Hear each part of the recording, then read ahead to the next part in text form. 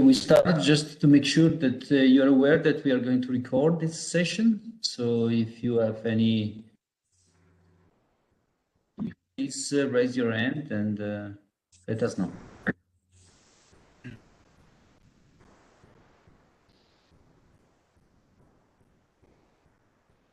Silvio, we have already started to record just now, so be aware of that. Yeah, that's fine.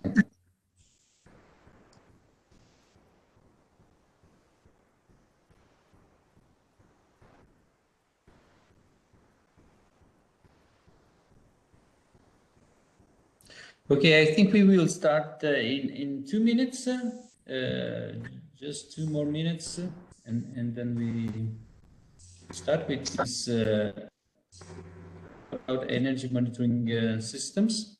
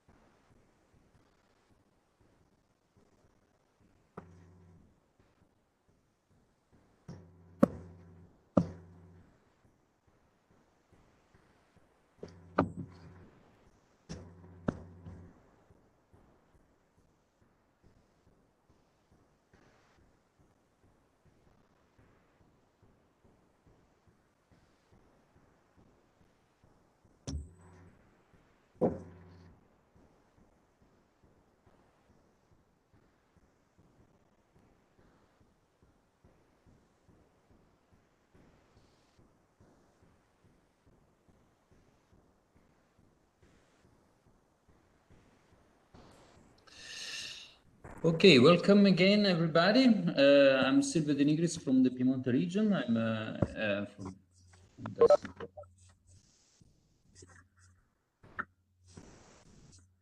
of Prospect 30, which is the Interreg Central Europe project that is hosting this project. This link. I hope you hear me well. Okay, we are organizing this session about energy monitoring system, which is, in my understanding, a very broad topic, an essential one. And I'm very glad that we have several different approaches to be presented here from project partners and friends of project partners. We will go from a national energy system. The presentation will be provided by Valentina Mazarevich. Hope I'm pronouncing the name correctly. From the National Energy Agency in Croatia, and so this is a national energy management system that will be presented.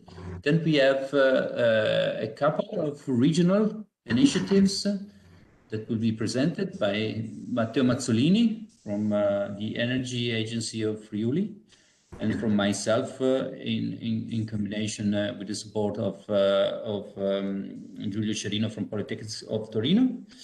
And then we have a more detailed, let me say, energy system for virtual power plant in a district in Poland. So I hope we will enjoy the presentation, and I think, and I hope we will have also some the opportunity to discuss a little bit, or for some Q&A. So I don't want to take more time for my introduction. I will pass the floor directly to Valentina Mazarevich, and for a presentation. So maybe you can also introduce yourself better than I did.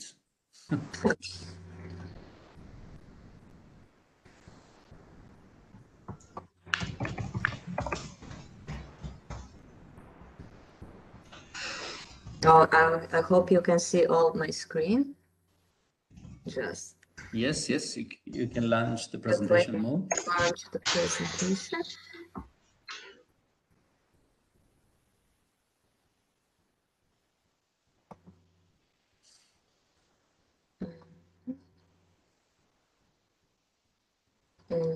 Okay. Very good. Very good. Hope you can all see my presentation. So my name is Valentina Mađarević. As Mr. Silvio said, I come from Croatian, it's actually a real estate agency, but we do have energy management department. And I'm a national administrator, a system administrator in energy management information system here in Croatia. So I will tell you something about EMIS here in Croatia. First, I will speak about data acquisition and data overview. First of all, energy management information system is actually an internet application. It can be found on website www.isg.hr,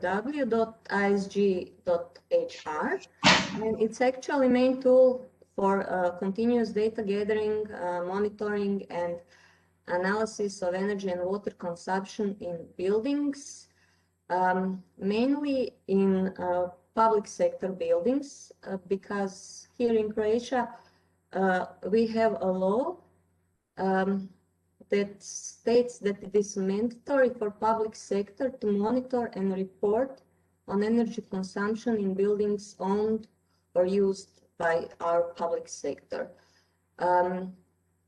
Also, our EMIS is data source for different strategic and action plans, whether it is on local, regional, and even on national level.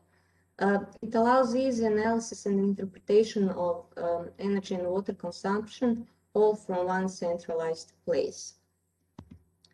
To log into EMIS, you have to have an EMIS account. And depending on what you need to do in EMIS, you will have different level of privileges granted, meaning you will have different role. And depending on user role, there are different EMIS interfaces. So we have guests, energy manager, users, and I must say that user role is the most common role. Users are persons in charge for data input for certain buildings, ECCs, and so on. We have energy administrators. They have higher level authorization, and they are mainly in charge of users. So they are monitoring data input from users. And on top of the food chain, if I may say, are system administrators. We have highest level authorization. We are the one that are granting all different privileges to all other roles. And we are the ones that can see all data. Because if someone is an energy administrator for, let's say, a county, he does not need to see buildings belonging to a Ministry of Interior. He just needs to see buildings belonging to a county. So we try to limit all the necessary, we try to limit that people see all the necessary data, and that they do not see data that it's maybe prohibited or from, I don't know, from military bases and so on. So first page you will see when you log into EMIS is this EMIS database statistics, and this is a screenshot I've taken on 2nd of March 2021, which shows that we have over 43,000 ECCs in our EMIS. ECC means Energy Consumption Center. So I will explain this term a little bit more. We do differentiate different buildings as ECCs. So when I say a building, it's actually a freestanding building type of ECC in EMIS, meaning it has its own 4 walls, own roof, own metering points used by only one institution, and so on. And if we have more freestanding buildings in one place, then we have a complex. That's another type of ECC. And if we have a privately owned building with only few governmental offices in it, we can create part of that building in our EMIS system, meaning we have scalability into reporting on energy consumption. We can monitor energy consumption on very small scale for just a few offices in a building to a large scale of a huge complexes of buildings, for example, of huge clinical centers and so on. When it comes to data acquisition, we collect all kind of a data. We have all different modules for that data. When it comes to energy consumption, we collect those data from bills issued by vendors. We have 2 types of input when it comes to bills. We have manually entered bills by EMIS users, and this always carries some possibility of human error. So to correct that, we have introduced automatic bills, meaning we get bills straight from vendors, from their billing basis. And that's why we have eliminated this possibility of human error. Also, we collect data on energy consumption from meter readings. We also have manually entered readings by our users. And we have remote readings, meaning that EMIS is connected to automatic reading systems installed on different metering points. And I will just go back a little. When it comes to readings, you can see this 3rd column. All in all, when it comes to metering points, we have almost 63,500 metering points, and out of that, we have 1,800 automatic metering points. And when it comes to bills, we have almost 9.5 million bills. And when it comes to data regarding readings, we have almost over 51 million readings. So back to data acquisition, we also collect data, general data regarding ECCs, data regarding energy systems installed on those ECCs, regarding energy certificates and audits. In this module, we also have a feature that enables users to enter energy efficiency measures undertook on their buildings.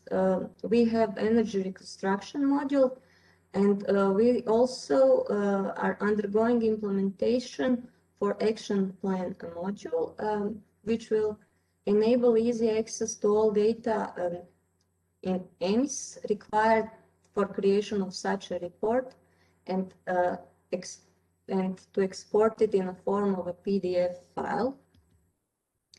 When I said that most of our data regarding energy consumption is entered through bills, here is a screenshot of a form in our EMIS system of a bill. So all this data in columns, I hope my cursor will show. This first column of consumption, that is data used for creation of reports, used for different analysis on energy consumption. We also have a column with unit prices, so we can calculate how much this all has costed. And we have a column with taxes. We have these forms for each of our carriers. I mean, we have different forms for natural gas, water, electricity, and so on. And all those forms are customizable when it comes to billing elements. We also have this chart on the right side of the form.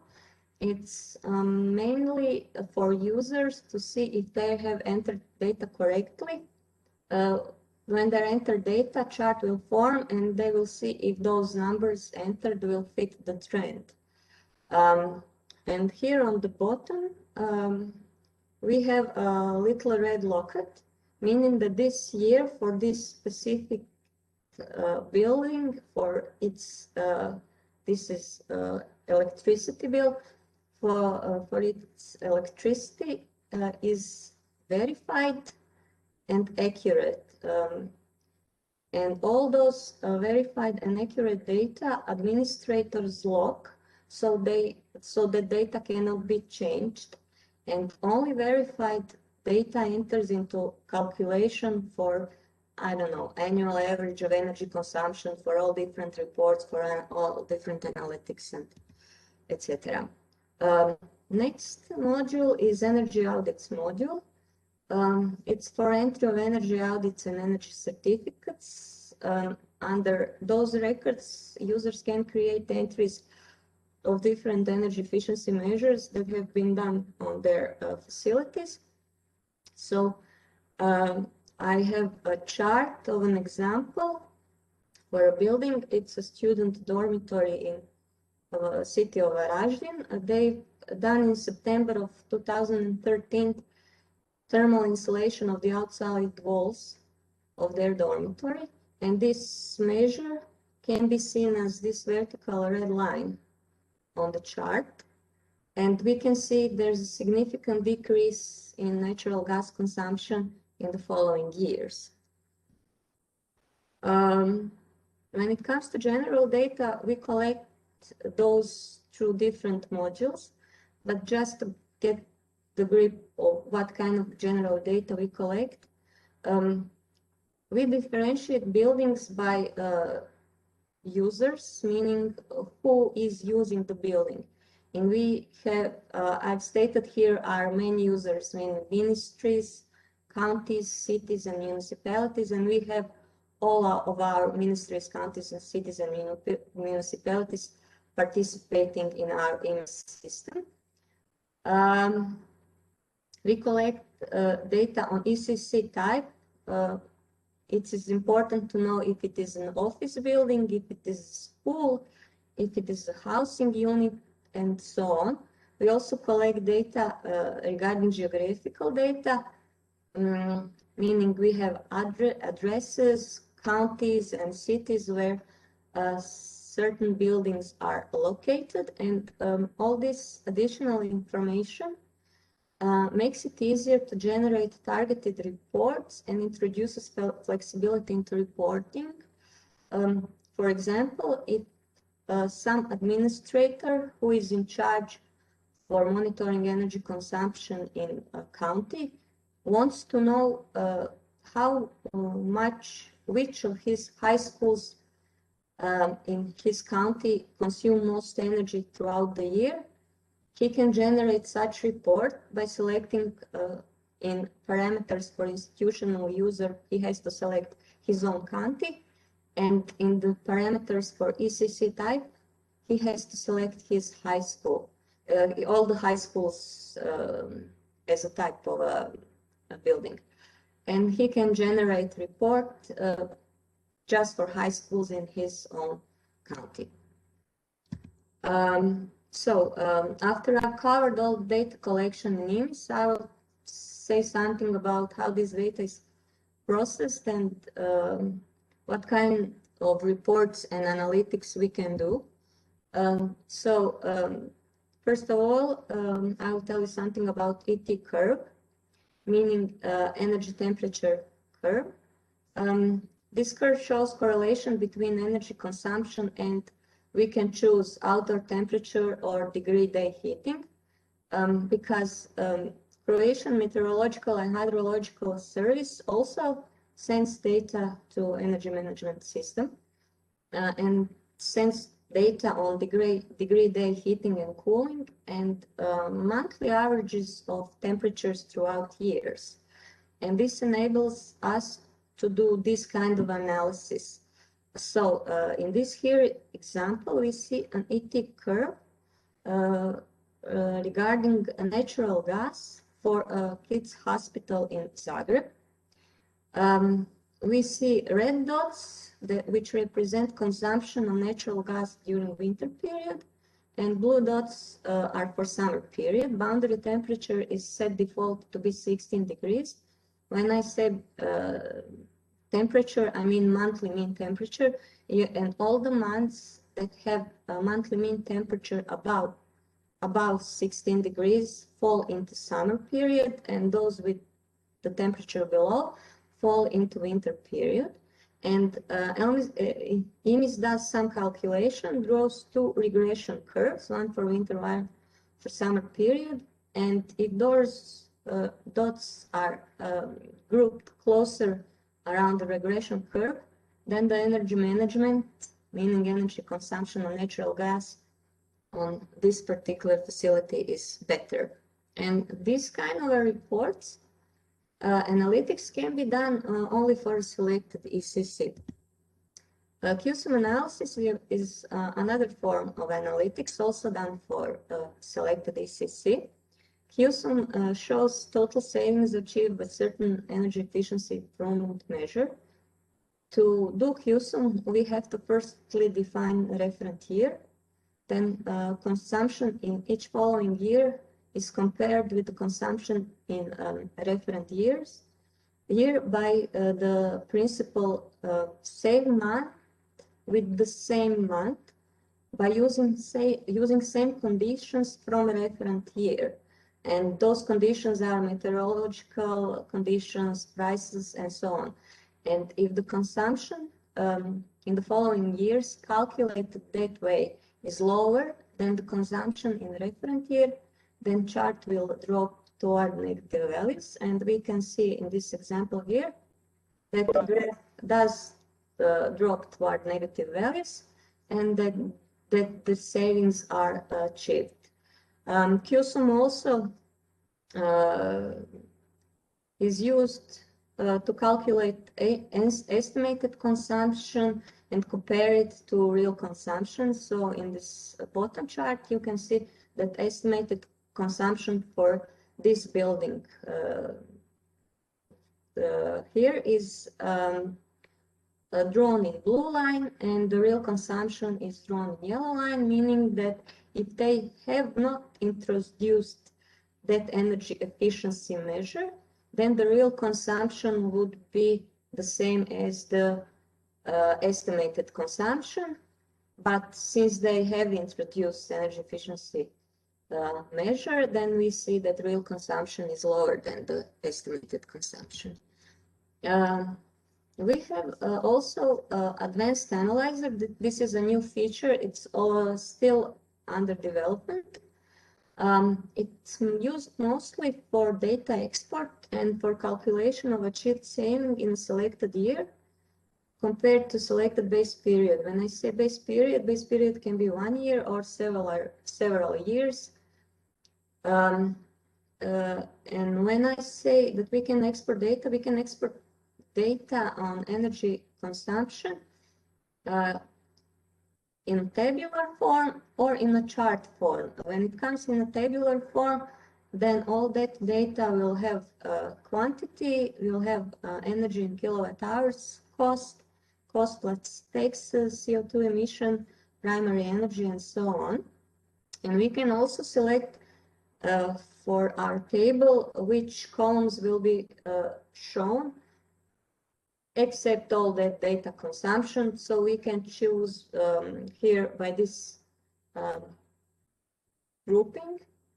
If we want to see each and every energy carrier, if we want to see types of ECCs, if we want to see only ECCs for public lighting, if we want to see consumption not by a facility or a building, but by metering point, by building user, by county, region, and so on. Valentina, sorry, but if you can go to the end in 2 minutes, this would be perfect. Okay. Thank you. This is end. This is near end now. So when it comes to report, we can generate various preset reports. I set a picture on the right side of the screen, all the reports that teams can generate, and all those reports are exportable in Excel. Mostly used are reports on absolute energy consumption, which contain consumption for select period of years, monthly consumption. You can choose which consumption you want to see. So to conclude, all data on energy and water consumption when it comes to EMIS are gathered in one centralized database, and that makes it easy to customize reports, because this data is very flexible and scalable when it comes to sorting the data in EMIS system. And due to huge amount and variety of data collected in EMIS, makes EMIS a great tool for analyzing and planning future energy efficiency measures, for creating plans and strategies on all local, regional, and national level. And this will be all. Thank you very much for watching. I'm done. Any questions? Thank you very much. Thank you very much, Valentina. It was very, very, very, very interesting from my side, and I hope it was also for the other audience. I want to take the opportunity to ask something, and then I would invite other participants if they have any questions. I have quite a long list of questions, so I will not do all of them. But yeah, maybe one starting point for me, which is a key, is what you said, that this is compulsory. It is compulsory for public authorities to have this energy management system. Let me say, centralized energy management system. This is the key information for me, which is very important, as in most of the cases that I have been involved with. Everything is based on voluntary level, and so yeah, it's not so easy. So my question is maybe I didn't get it while you were presenting. How long have you been implementing this tool for the public authorities? So how long is this experience? And the other question can be how much this tool is really used by end users. I mean, I am pretty sure that you as agency or central system, you look into the data, you make use of it and so on. But what about, for example, municipalities? Do they are they aware of this and the opportunities that are in all the data gathered there, or not? Yes, okay. So for the first question, EMIS is in use since 2008. And it was all on voluntary basis till 2014, where the legislative was introduced that a law on energy efficiency that makes mandatory for all public sector to monitor their consumption in EMIS. So we have data in EMIS taking all in from starting off from 2003. But the EMIS has been functional since 2008. And it was developed in cooperation between Croatian government and United Nations Development Program.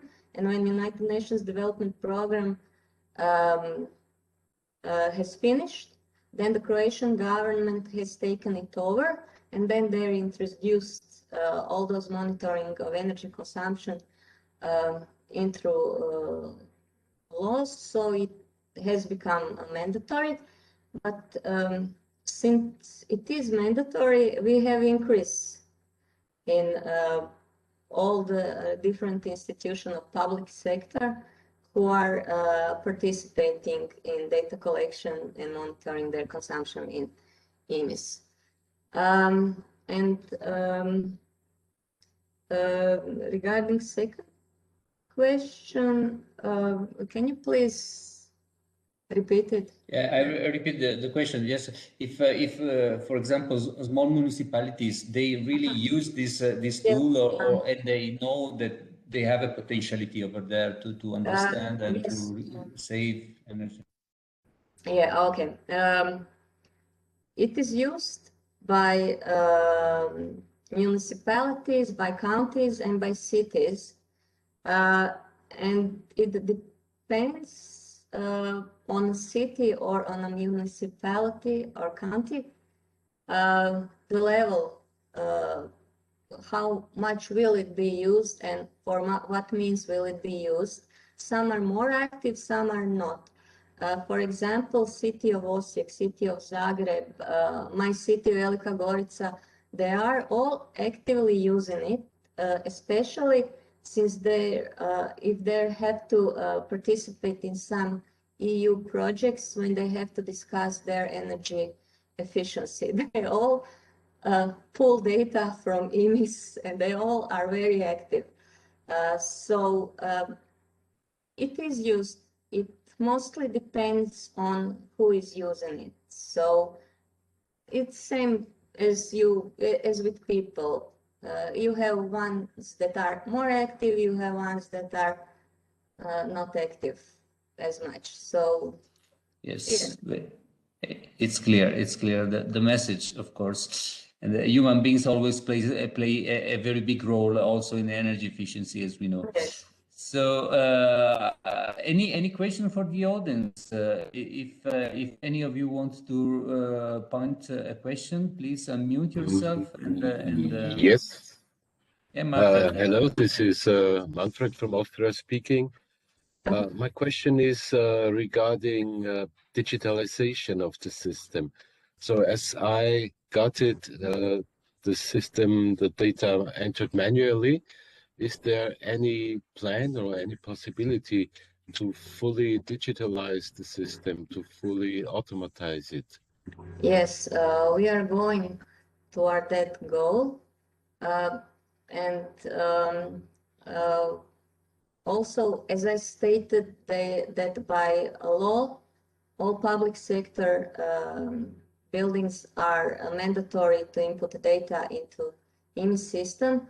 By the same law, all different energy and water vendors also have to send data into EMIS system, but only data regarding Croatian's public sector energy and water consumption.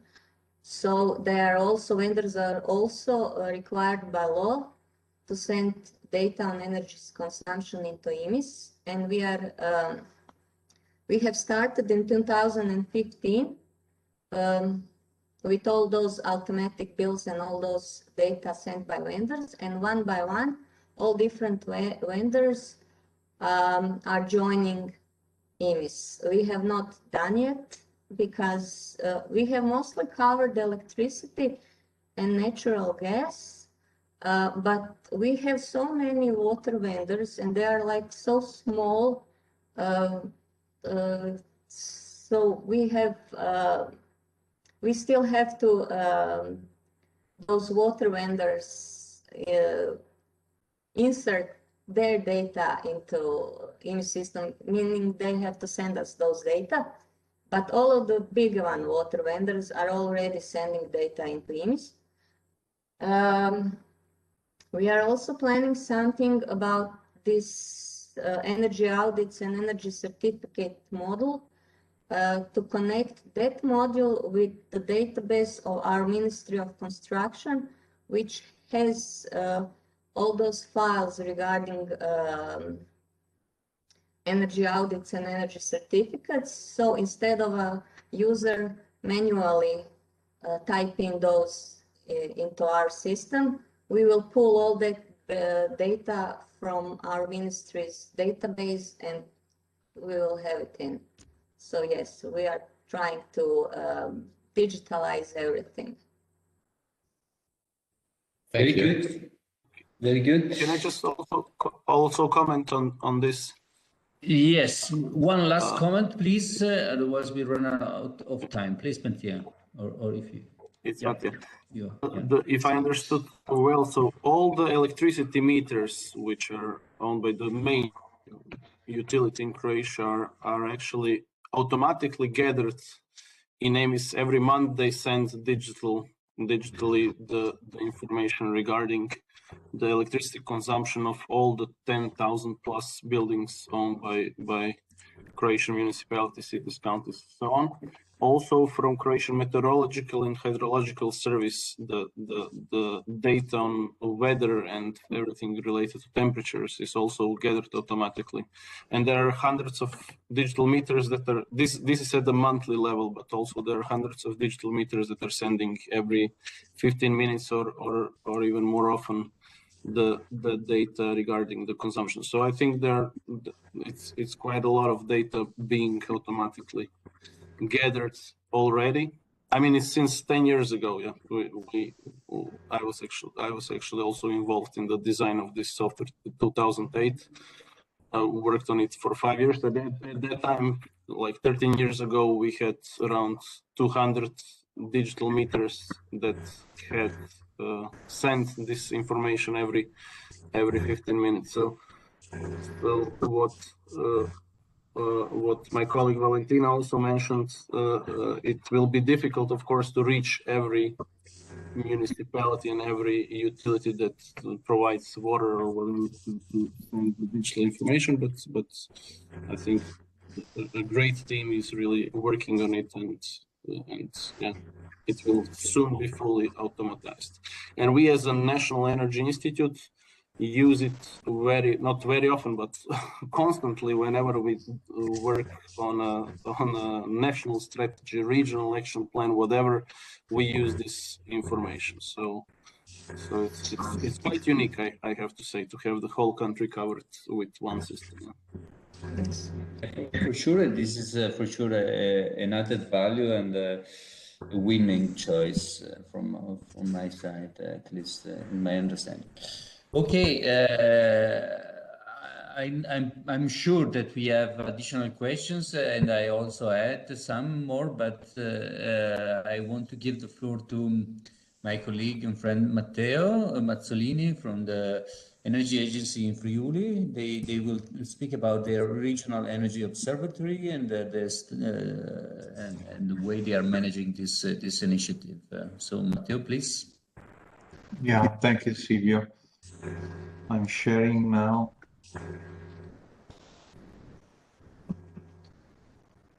Okay.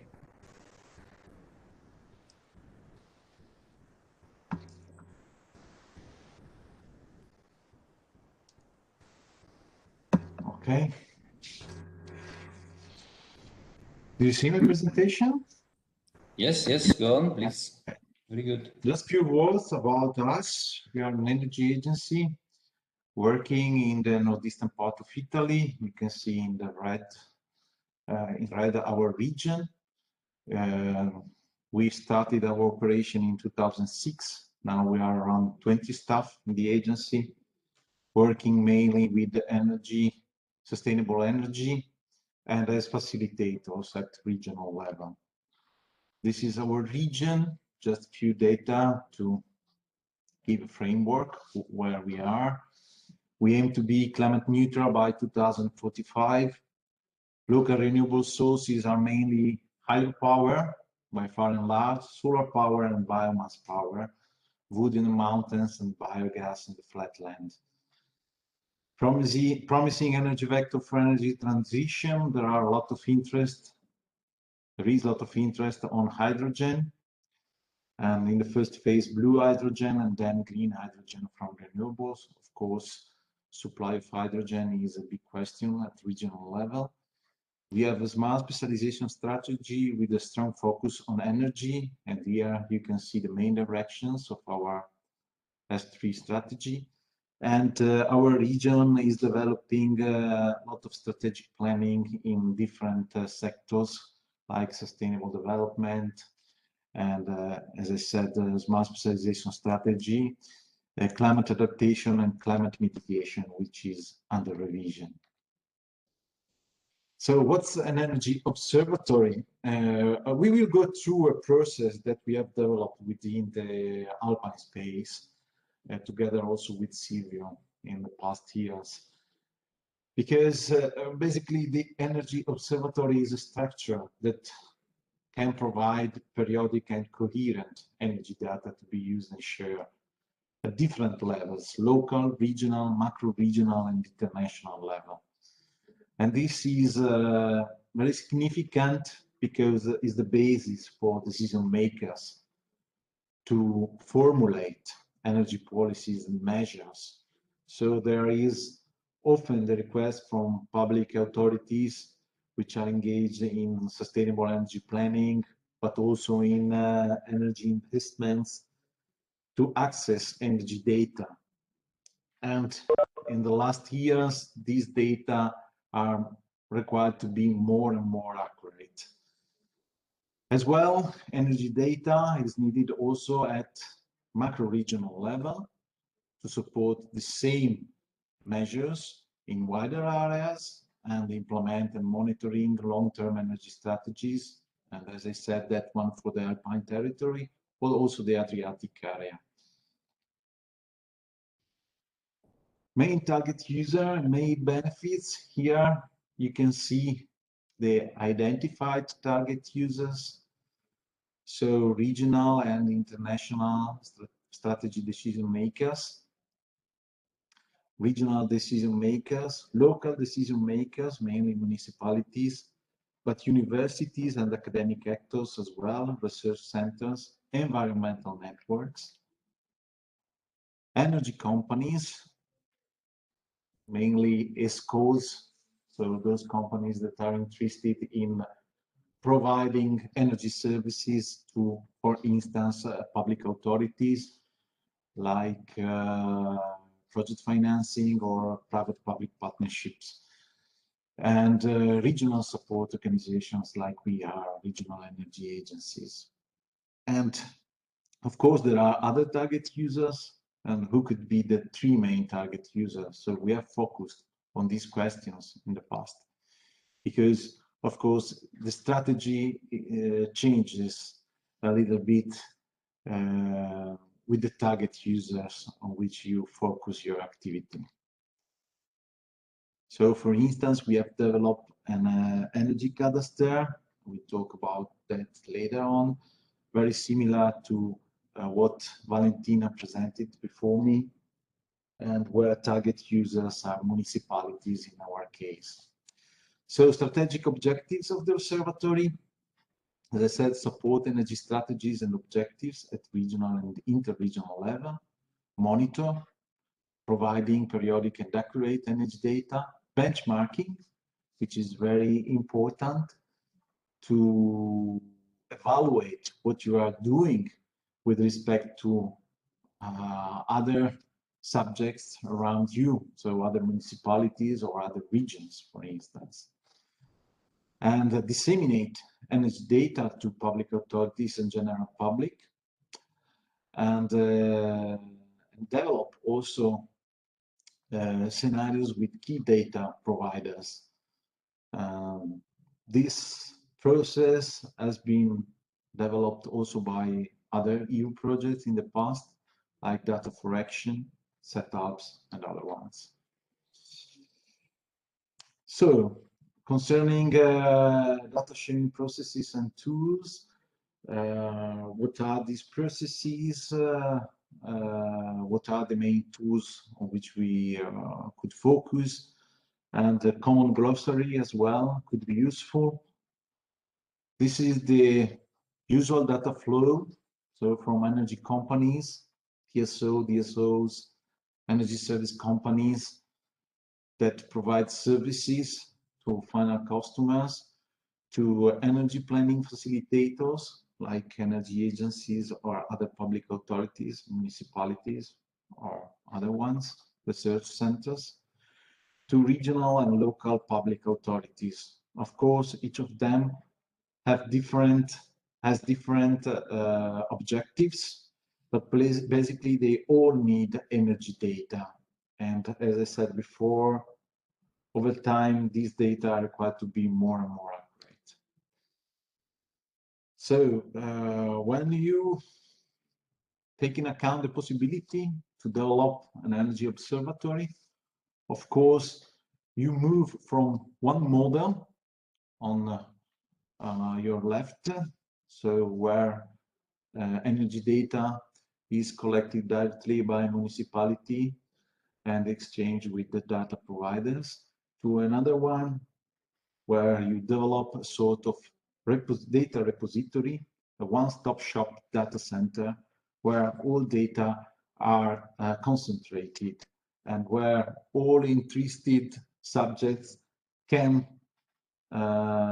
get an access to gather data and analyze it and transform this data into information to support decision making.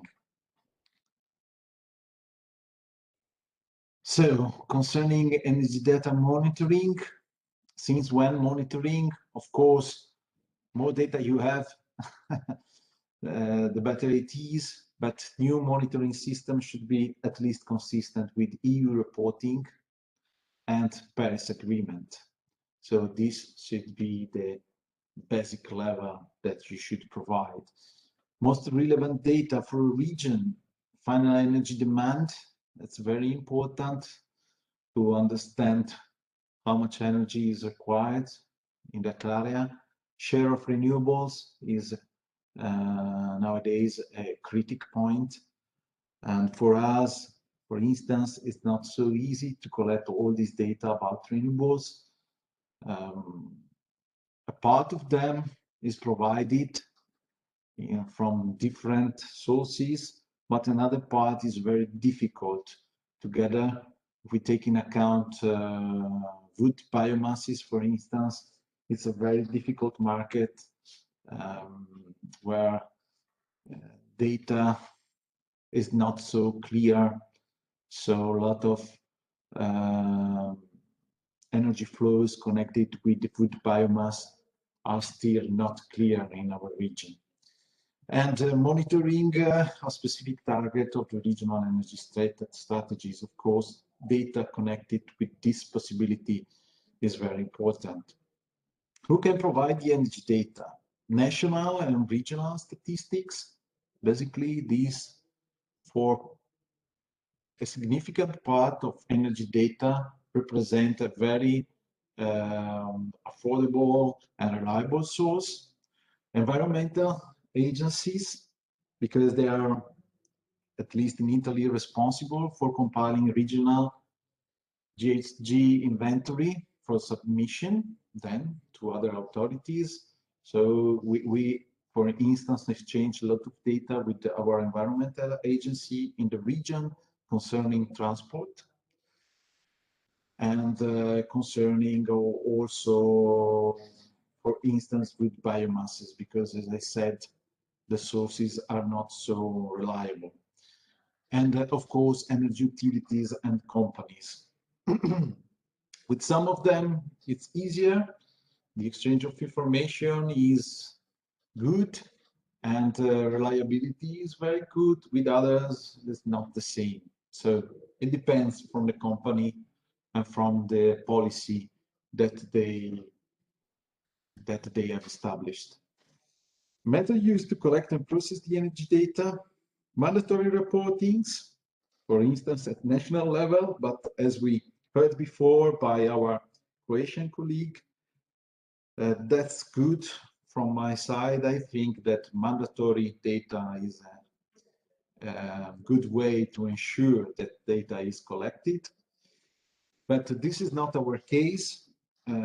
For instance, in our region, we are collecting data from municipality on a voluntary basis. And so this is quite a long process that we have started a decade ago, but is still ongoing.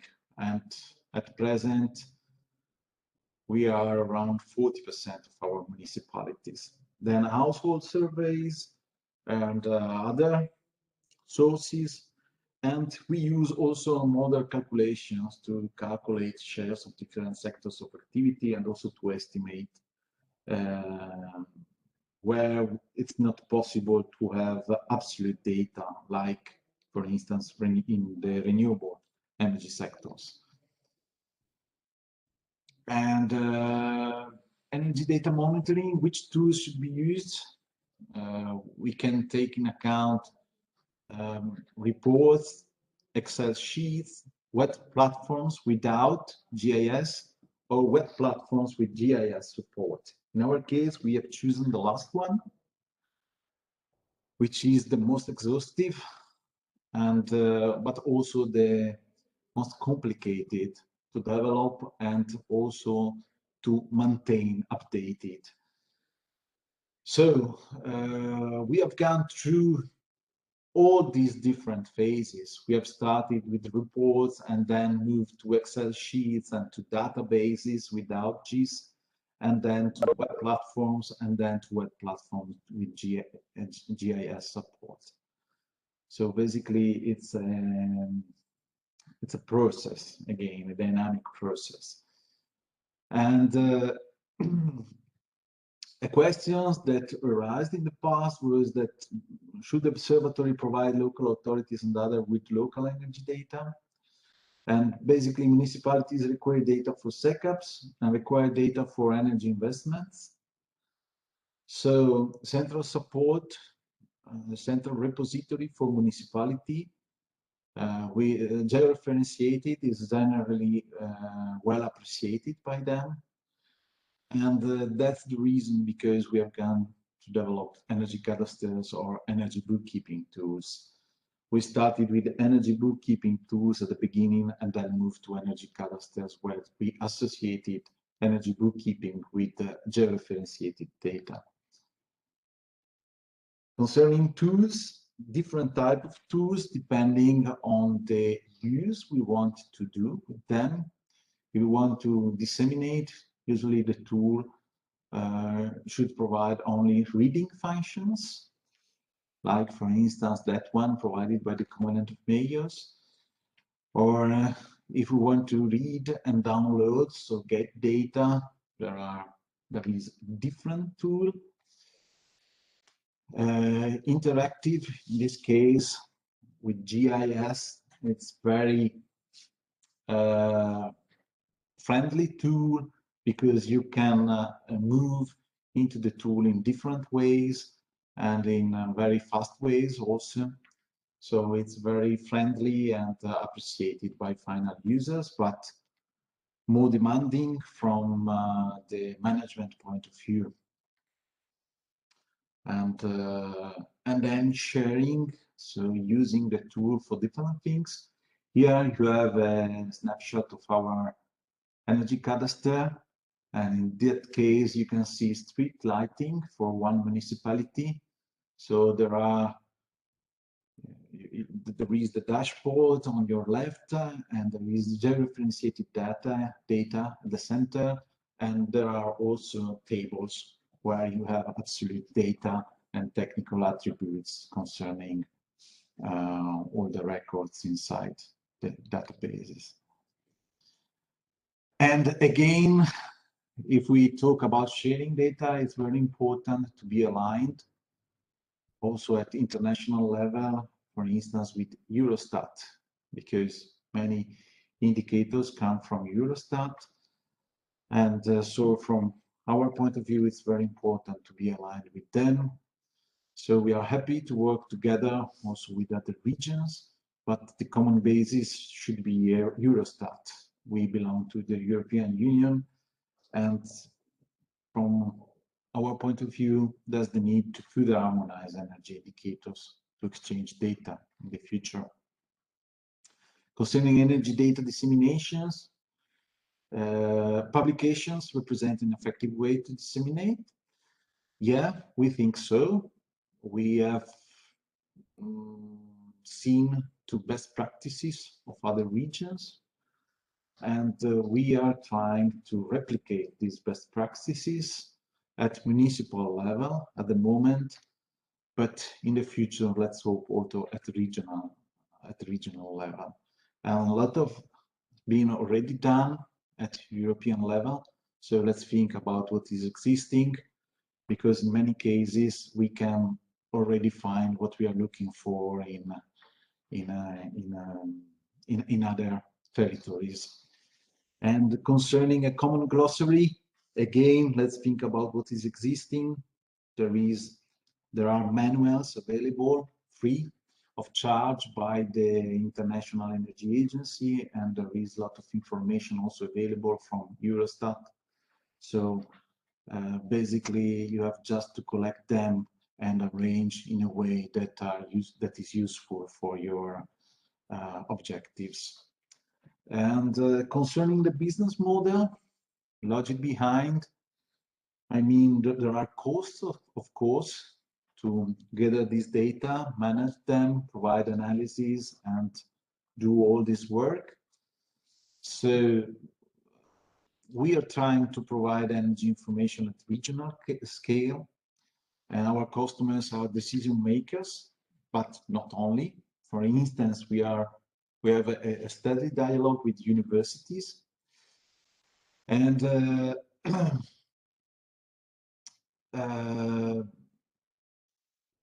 the benefits for the customers, basically, they have the possibility to develop tailored and effective energy policies for the region. Concerning the business model, why should decision makers support or, let's say, buy our services to provide a clearer idea about that? Because we provide energy information that otherwise are not fully available, and we provide them timely, so when needed, and professionally. So we validate energy information. That's very important from our side. So we look into this energy data. We do not copy and paste them, but we validate this data. And we want them to be coherent and consistent and at low cost. So basically, we have an institutional mission. So we do all this work at a cost that is lower than the market. And we try to bridge energy policymakers and stakeholders through communication, dissemination, and also providing valuable sectoral insights. So for instance, profiling specific energy sectors. This is requested also by the market and by private companies. So business models could be totally public, like Croatia. Of course, in this case, all the money should come from public resources. And this is a problem nowadays, at least in Italy. It's very difficult to get all this money by public authorities. But there are benefits, so independent advice, strong focus on energy policies, and strongly embedded in European and macro-regional strategies, for instance. And on the other side, we have total private energy observatories. So with strong participation of private companies, profit-oriented, so good value for money, effective management, data flows facilitated, but data privately owned and strongly influenced by stakeholders. Our choice is in the middle, like it often happens. So partly private, partly public. We need to work together with the companies, but also to provide good value for money and be closer to stakeholders, diversifying activities, having good support from the network, and just partly profit-oriented. So, one possible outline for energy observatories could be a partnership among different structures like regional energy producers, TSOs, DSOs, energy service companies, banks, foundations, and also public authorities. And also to couple energy data with other services. So not just energy data, but information and analysis. So insights, working papers, and also events, seminars, annual conferences, not in this period, but in the future, newsletter, outlooks, reports, research papers, all helps and can help to develop the model. And of course, 1 minute more for you, yeah, not more, I have please. finished. And Yeah, of course, you can get funding also from cooperation programs and other funding programs at European level, or from private resources from big energy producers, territorial banks, as I said, energy service suppliers. So it's a mix. And basically, there isn't a fixed receipt for this. It depends from where you are and from your objectives. And then, of course, there is the possibility to join energy observatories, so put them in a network.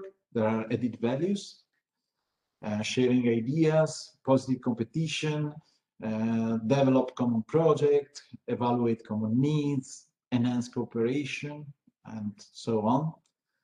And there are possibilities to create synergies for further harmonized energy indicators, and also financial synergies to develop common tools. And that's it. Thanks also to Patrick Biard from France and Silvio from Piemonte, because part of this presentation is coming also from their work. So thanks for the attention. Thank you very much, Matteo. I think your presentation was very comprehensive and provided the general framework outlining the reasons why we have to invest. Because I work for a public authority, I am fully convinced that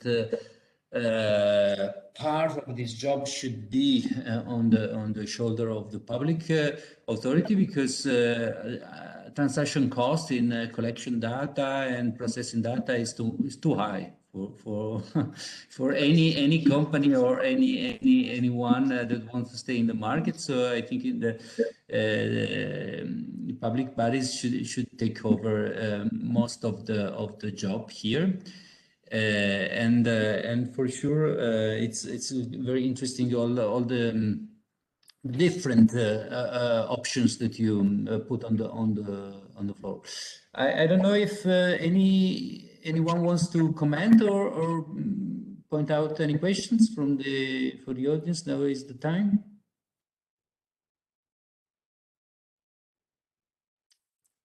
I don't see anyone wishing to ask. I know that there are some transnational, let me say, tables in which we are placed, where this is a discussion. For example, in USALP, it's a streamlined topic. Of course, maybe also in Central Europe, could there be space for a common approach in this on this table. I know we have also some very important European projects now running in this period about this, also offering some tutoring and some opportunities to those organizations that want to approach the energy observatory topic. I know that in the participant list there is Elodie Bossio. I call her. She's involved in that if she feels like to say a few words about this project now or after, she's always welcome, of course. So I can go on with the presentation. It's our turn, so I'm going to share. Okay, Elodie, say thanks. So do you want to take the floor now, Elodie? Do we have time? If you squeeze it in 2 minutes, you have time. Okay. Yeah, 1 minute. yeah, 1 minute. Yeah, we have a new project, Energy Watch, starting. I will put the link in the chat.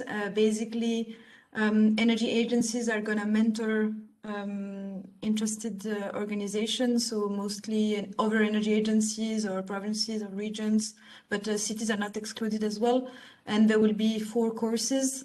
One would be about energy data collection, one would be about monitoring and implementation, one would be about indicators for climate adaptation, and the last one about dissemination of data, how to validate this data by final users, how to display the data. So basically what Matteo presented, all these what is an energy observatory, GHG observatory. So we will address all that, plus some, let's say, like an introductory course on adaptation to climate change and indicators for the adaptation.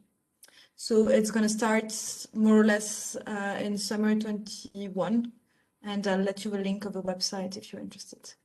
Thank you very much for the opportunity. Thank you, and this was not planned, so thanks for taking the opportunity to present your project. Okay, let's go on. So I share my screen. Hopefully I will succeed in doing that. Okay, so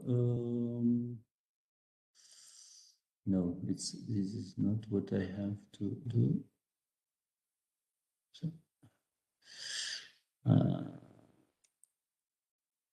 I don't know how to manage this. I'm sorry. Just a moment.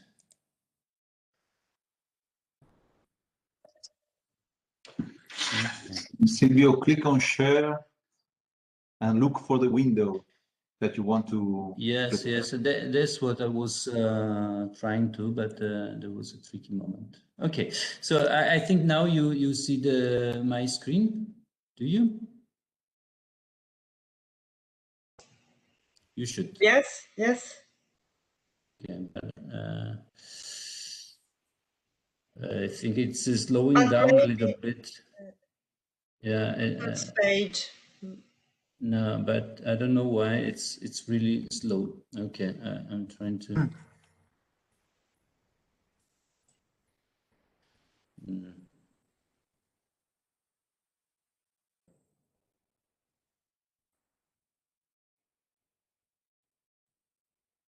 If you want to, I try to share the presentation. No, okay, I think I came up at the beginning. Okay, I'll try to make it faster. So my presentation will be about the concept of a regional energy observatory in Piemonte, and I will try to provide some details about how we handle data to municipalities. And then I will give the floor to Polytechnics of Torino and Giulio Serino for information about, more technical information about how we process the raw data. Okay, so what we are doing is to collect data and provide reports and assess processed data. We do it for 3 main reasons, which are to support the energy planning activities of the region, to monitor energy targets set or envisaged, and to support municipalities in their energy planning activities, let me say. So we are developing 3 kind of outputs, well, at least 2, I would say, for energy planning of the region, of course, that are used whenever useful and for whatever reason. At the end, we have.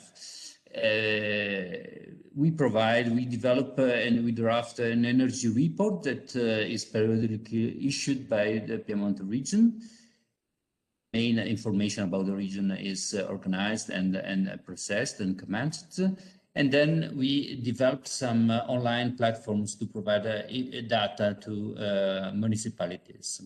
So we collect information from official statistics for regional information, but for local energy data, what we do is to collect directly this data from DSO and TSOs when we have some grids networks in between. And then we developed some methods to collect information from boiler registry. So these are quite large databases that as region we manage and that we found very useful to provide information at local level. And Giulio will go much in detail about this later. Then we also collect energy data at building level, as the Croatian partners showed out in the first presentation, and I will speak later about this very quickly.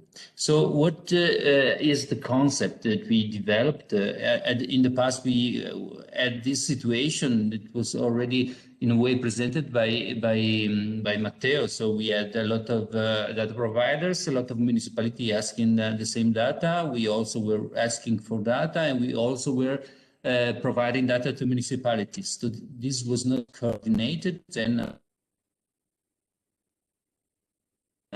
project that for action we coordinated the process. So we gathered, collected data directly and provided them to municipalities. But even here, we have quite a big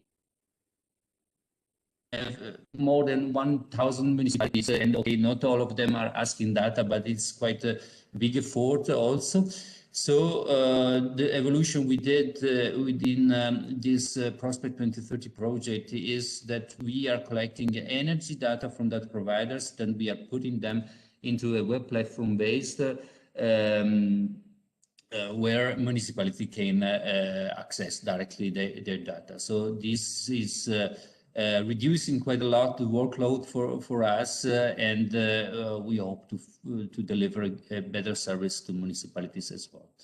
And the last step is that we enlarge the number of data that we put in the cloud application. As I said, processing regional databases that we have for other purposes that are used now for energy planning.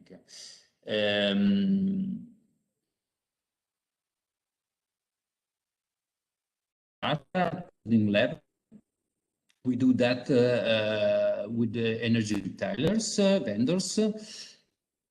We do it because we organize a procurement procedure for the energy retailers for the public administration. So all the municipalities that are placed in the region of Piemonte can go to this energy retailer.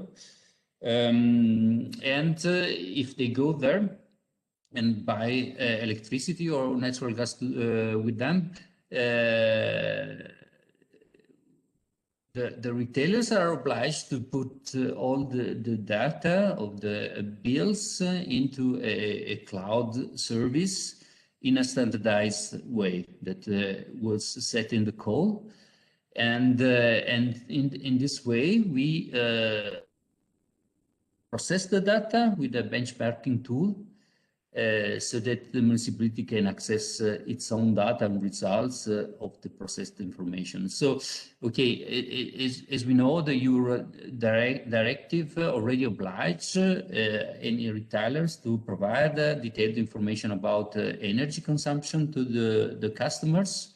But what we do as added value is that we provide the customers, in this way, municipalities, with processed information and benchmarking.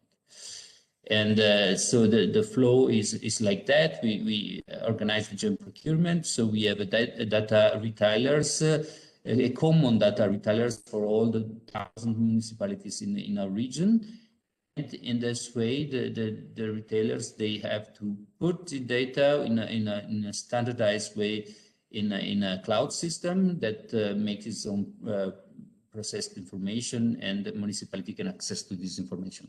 All this system is let me say, in operation now, even though it's in the fine-tuning moment.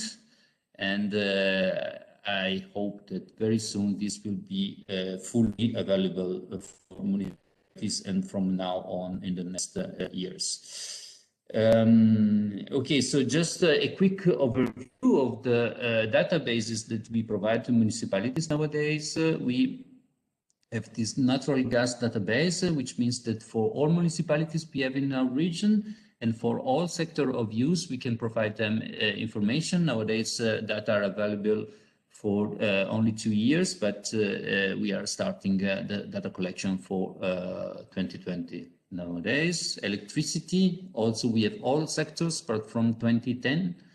And then we have also oil products, which means diesel and LPG for residential and tertiary sector. This comes from the process information that will be explained by Giulio later on.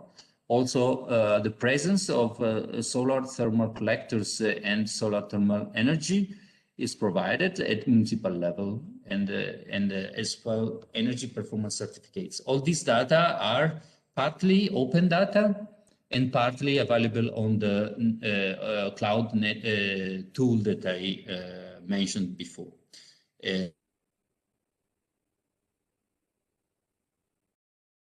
We are going to do a data set for derived heat from district heating systems and photovoltaics. So the purpose of this work is that a municipality can go in this online tool, and they are quite sure that they will find most of the data they need for their SECAP, for their urban planning and whatever it's energy related. So we wanted to create a place where a municipality can access all the information that are available in different sources or collected by us, and so they don't find anywhere else. And just my last slide about the workload. So it's quite a complicated job, a big effort, I would say, and that's why I still believe this is something that the public should take care of, because we have to collect information from a lot of data providers. We have a very long list of municipalities. And so, okay, this is a job that takes us more or less 6 months, and to have some results by the end of the year, every year. Okay, so I will pass the floor to Giulio. You can open your microphone. Okay. Thank you, Silvio. Good afternoon, everybody. I'm Giulio from Politecnico. I will talk about the data processing and processing methods. I will give you an example work. What I want to highlight is the process that we use to work, to process the data. In my opinion, there are some key points that are very important. The first is evaluate the available data, first of all, and collect them all, analyze it, and validate it. Because we have a lot of system software and different tools to make analysis, and also to be used for make scenarios, but very often we have a lack of data to fill the data set required. It's important then to define the model scope and uses, and define the model complexity. For example, here there is a figure of a very complex model that we have here in Regione Piemonte, that is a model to estimate the energy consumption, but is an estimation based on the data from about 2 million houses, construction data and thermal plants data. It's very important if you want to model scenario, to make scenario assessment and evaluation. We use it to make the evaluation of residential sector pollutants emission at regional level, but it's an estimated consumption and are not real data. We need real data to calibrate the model And if we talk about the energy monitoring system, we need the real data to create the energy monitoring system. And so, for example, this is a very complex model, but it's not what we are looking at when we talk about the energy monitoring system. Silvio, if you can go to the, or I try to take control, Silvio.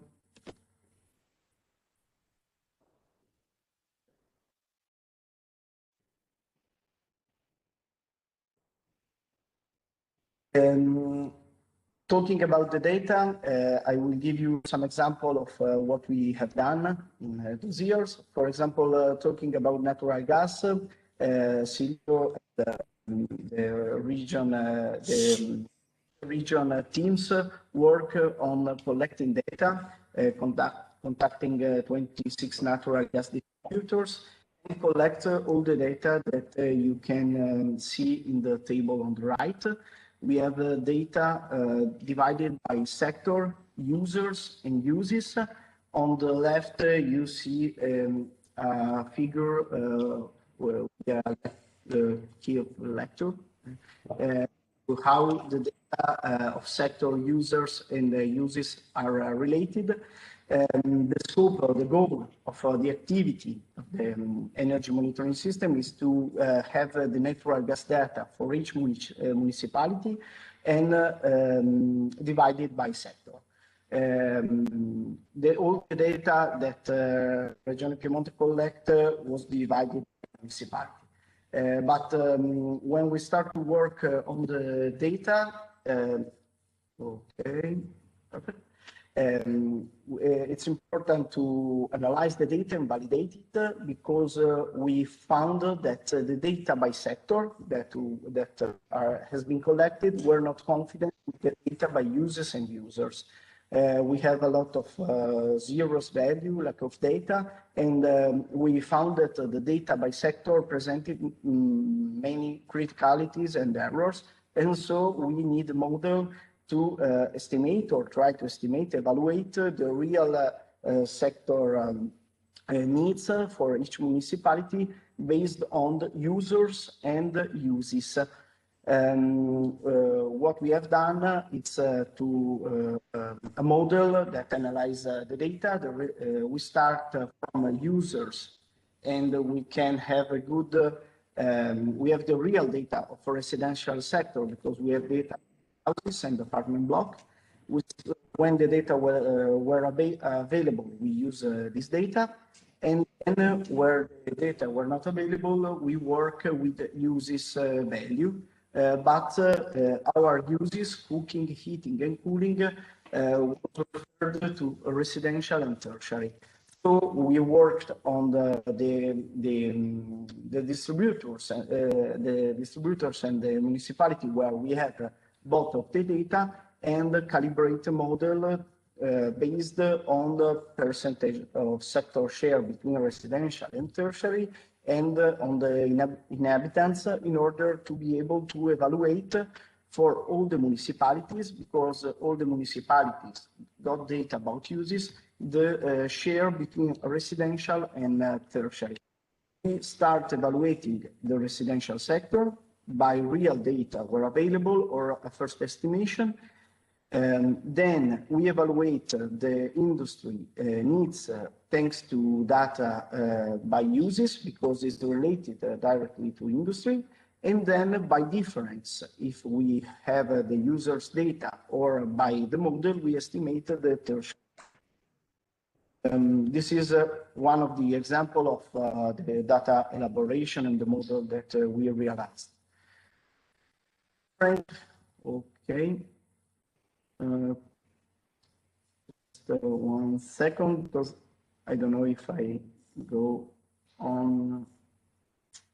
Okay. It now doesn't load. Okay, no. The presentation.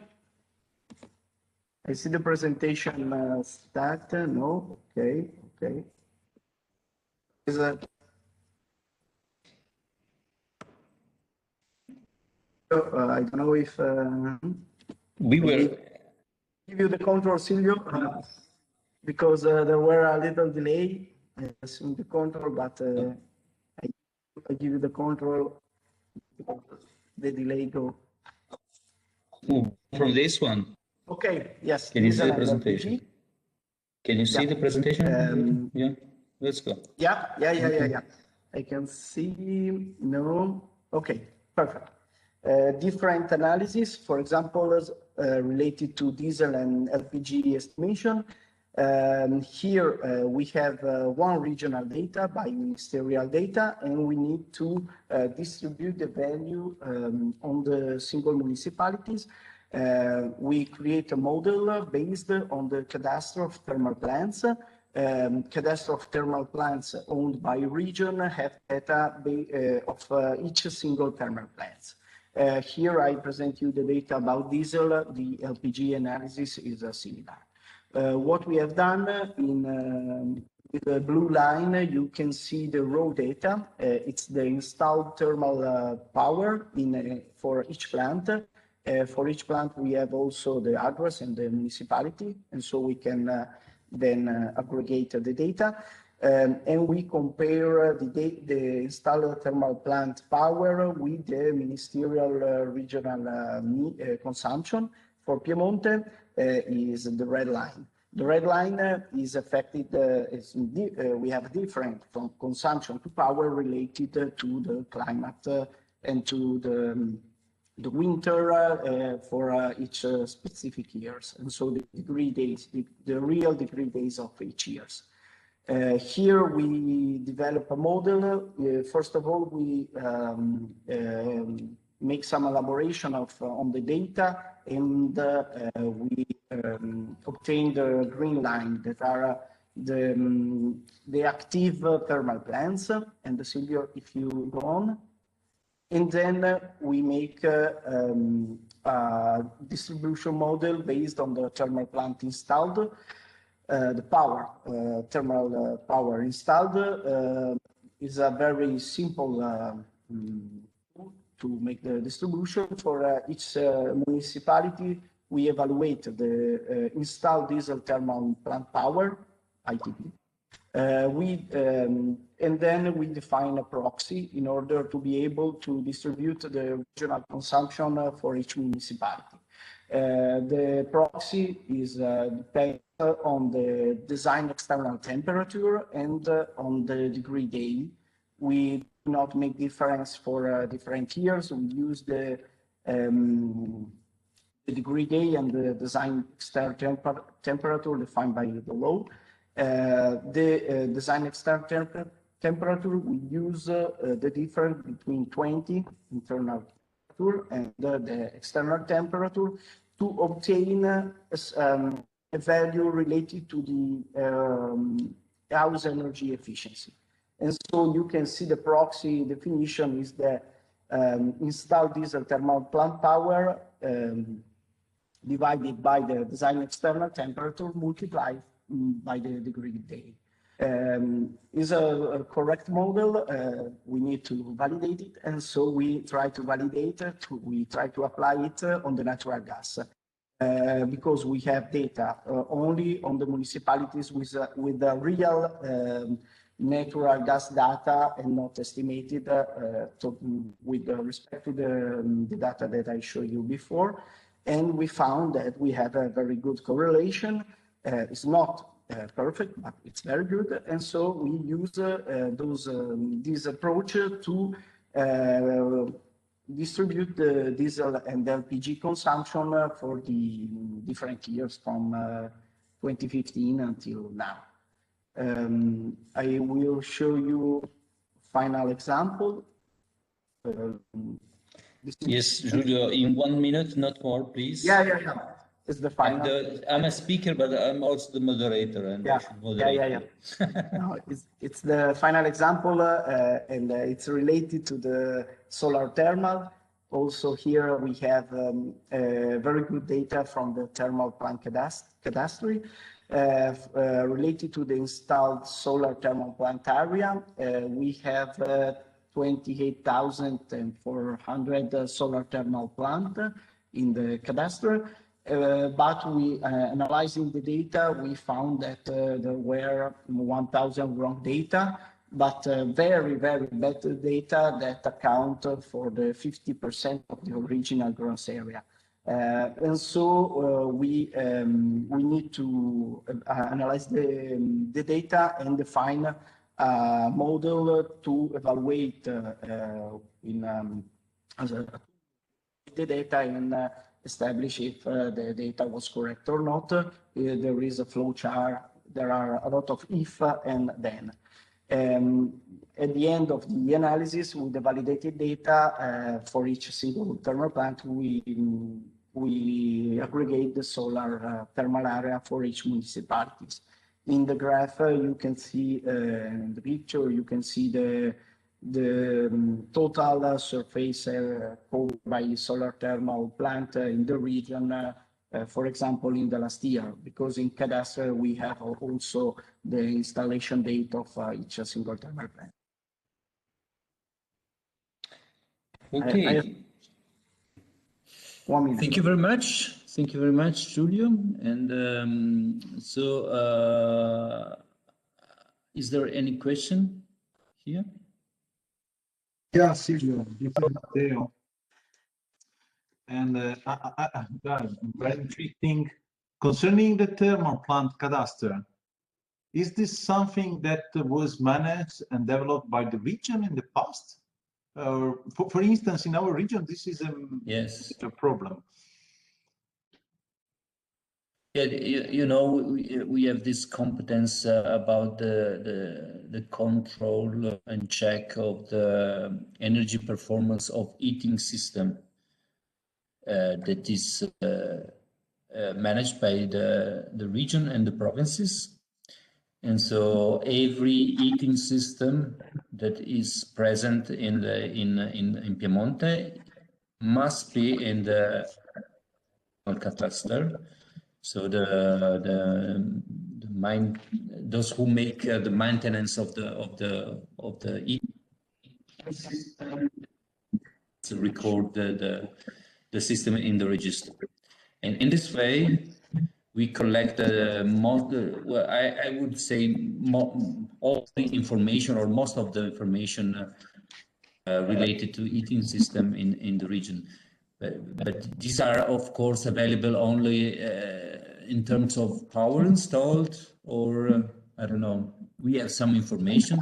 So what we did in the project is to transform this data into energy data based on statistics, assumption, and estimations. But it's very close to reality. I think it's a very confident system.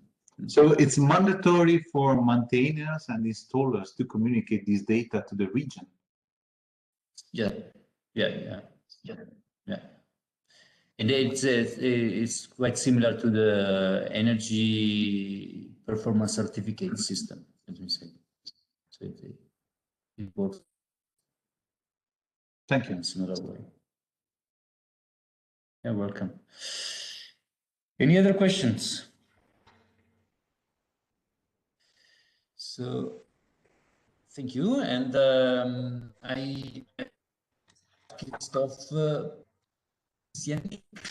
I'm sorry if my pronunciation is not very correct, to deliver the last presentation that we have in the agenda, which is this example of a virtual power plant in the Waver district in Poland. Yes, hello. Good afternoon, everyone. Thank you for opportunity to say a few words about virtual power plant.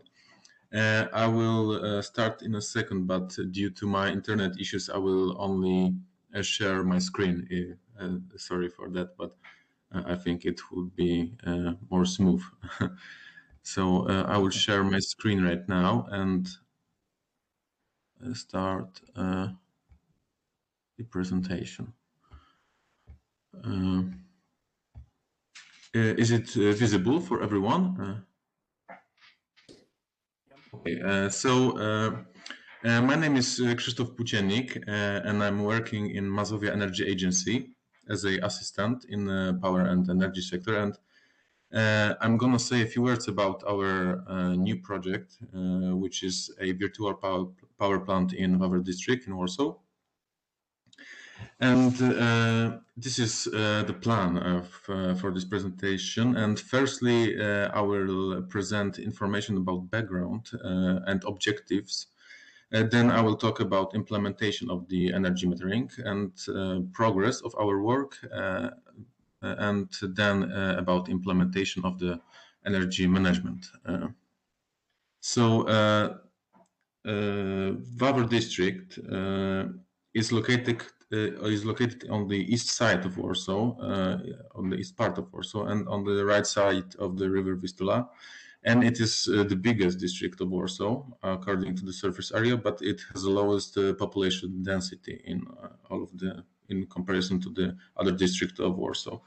And Wawer is also associated rather with single-family housing, and in Wawer there is a great potential for use of distributed energy resources by that, and there is a relatively large number of photovoltaic micro installations. And that's why this is a great place to start our pilot.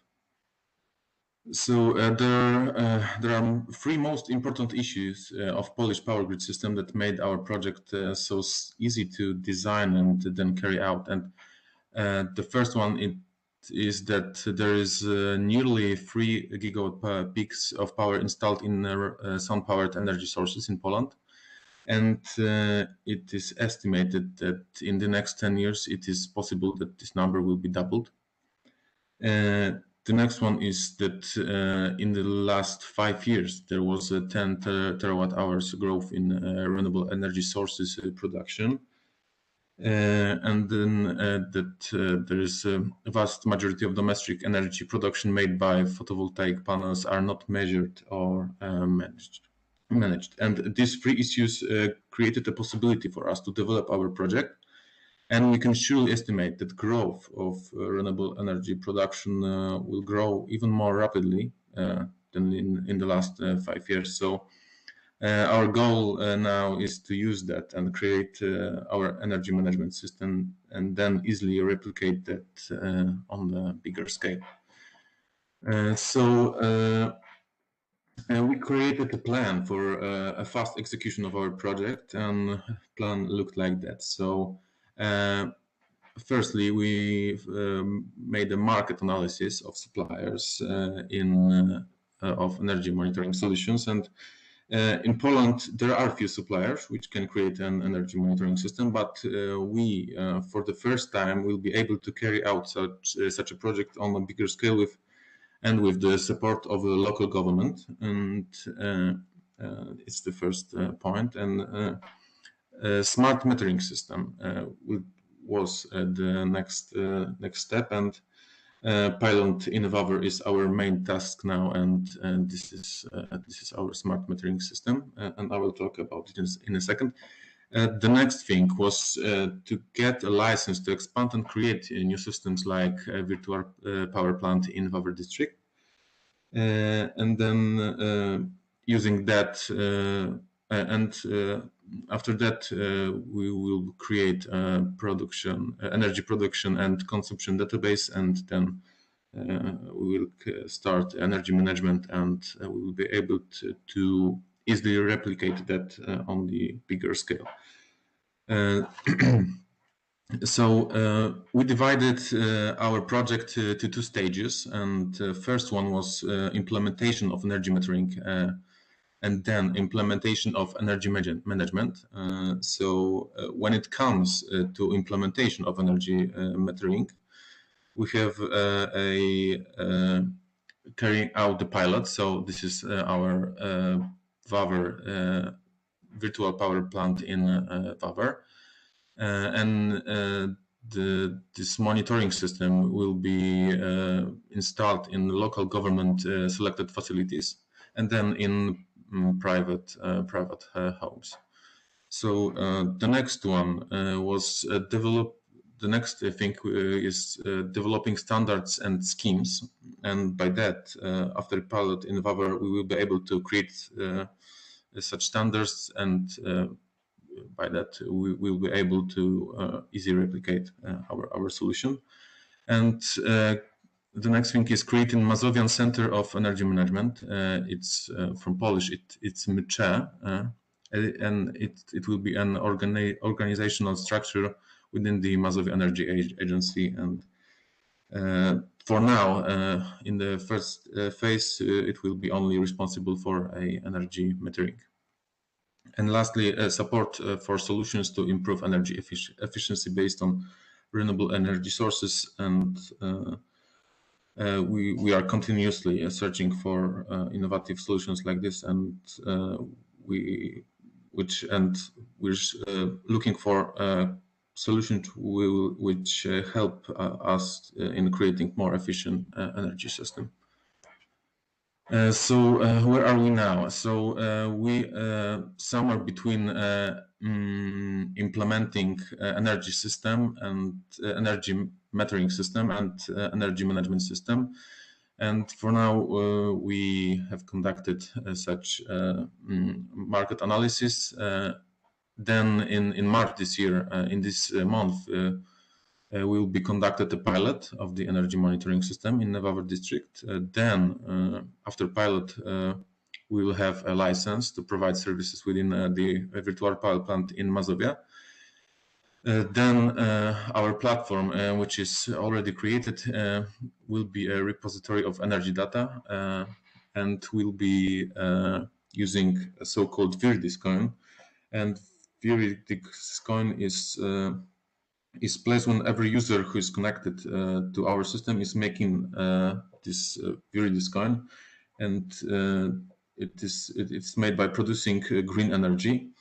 And Viridis-coin can be spent on things like bus ticket, theater tickets, it could be spent in local community. So it's something like this.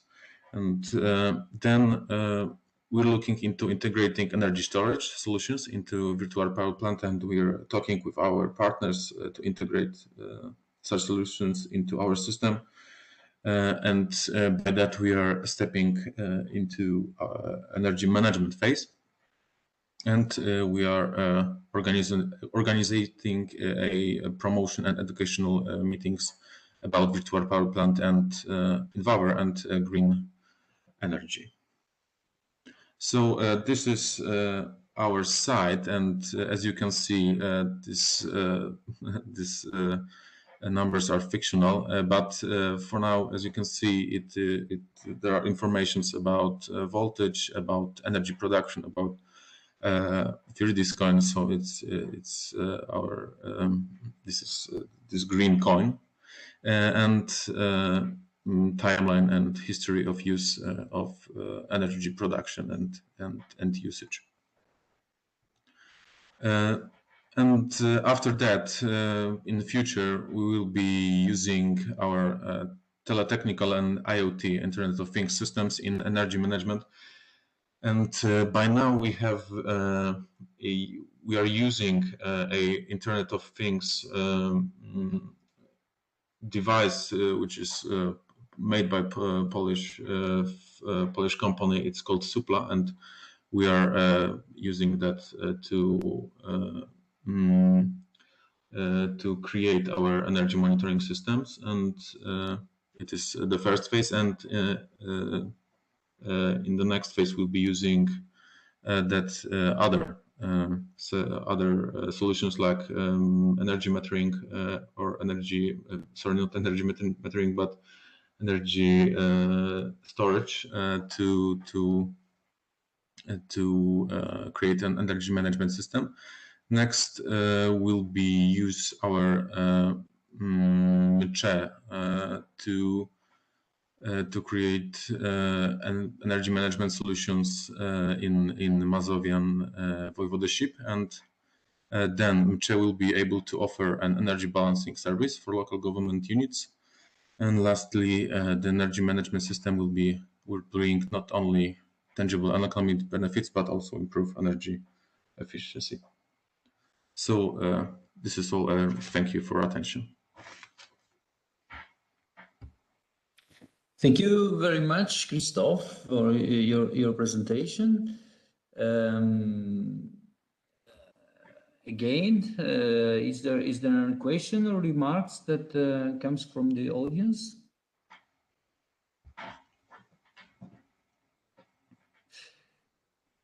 Well, we see if any additional question comes from the audience. I would like to ask you if you can just elaborate a little bit more how this system could bring added value also for energy efficiency. And so, what do you plan or have in mind for this, and how this could be turned into investment in energy efficiency?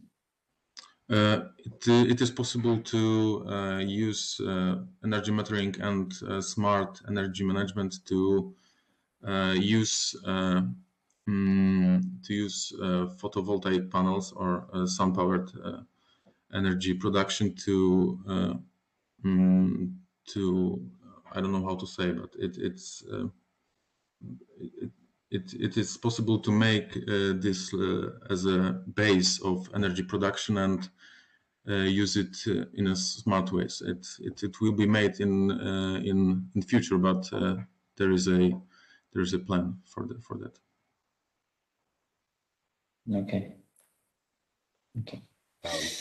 So, any comments? Silvio, I would have a question too regarding. Yes, please. Manfred speaking. Yeah. As far as I understood, this is a digital ecosystem based on energy production, but also on multi-level, like as I've heard, using a specific token to exchange services. So far, is this virtual power plant now the main part of this ecosystem, or is it part of let's say more heterogeneous ecosystem based in this district? For now, it is mainly energy metering system, and we are in this month connecting first buildings. So by using this data that we will collect, we will be working on using that in the future to plan our future, I think, and it's for now. So it's in the early stage of development, I will say. So for now, it's mainly an energy metering system. Okay, so could you call it an sort of energy community? Sorry,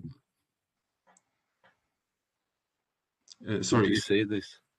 Uh, Could we call this digital ecosystem you are creating a sort of energy community? Yes. I think it is possible to call it like that, because for now we are only collecting data, and in the future Polish law doesn't allow us to create, for now, of course, create a energy management system, but in future. But yes, it is only a digital system for now. For now, yeah. So still there's no legal framework implemented for energy communities as foreseen and required also by European legislation. Yes. Of course, yes. Okay, very interesting approach to have a digital ecosystem with a specific token for exchange. Is very progressive. Thank you very much. Thank you. Maybe one last remark from my side. Maybe I don't know if I lost it during your presentation, but is there any privacy issue about this data, because you're collecting information of also private households or so on? So is there any concerns about that, or how do you manage? Yes, it is something that we are thinking, and we are planning to. We want to make that system as legal as it possible, fully legal. So we are now planning to adjust this data and make and not collect sensible data. So I think for now it will be only data like usage of electricity, of power, or energy production and usage of energy. So for now it's like that. Okay, thank you. So thanks. If no other questions comes from the ground, from the floor, I thank you very much for your presence. I think that we had very interesting presentations from this national approach to energy management, to a more local district-based level energy management, and as I said in my starting words, energy monitoring system is a very broad topic, so we can approach this in different way. For sure, what is really evident is the importance of data for either planning purposes and for investment triggering activities. So again, this is still in my plan to work on data collection and processing, because I think it's really key in my understanding for what we can do as activities here. Again, thank you for participating, and we will meet again somewhere. Okay, thank you. Bye bye. Bye.